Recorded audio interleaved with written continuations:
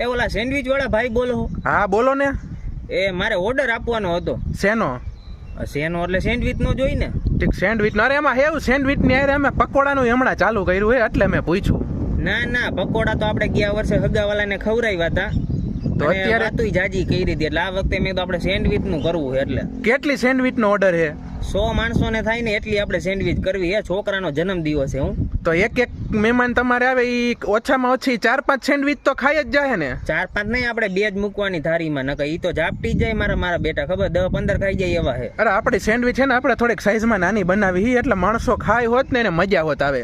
તો આપણે 3 પીસ રાખશું, વધારે નથી રાખવી. 3 પીસ નહીં, 3 નંગ રખાય ટોટલ. હા, એટલે ઈ પીસ ને નંગ એક જ કહેવાય ને. ના ભાઈ ના આવે, પીસ એટલે આખી જોડી આવે, નંગ એટલે ખાલી 2 પીસ આવે ને એમાંથી એક જ નંગ આવે. હા, ઈ પછી નક્કી કરશું. હવે તમે એમ કયો, તમે કેટલા લ્યો? એક પ્લેટ ના કે ઓલા નંગ ના કે પીસ ના? જો આપણે એને એક સેન્ડવિચ સાદી તમે લ્યો ને તો 25 રૂપિયા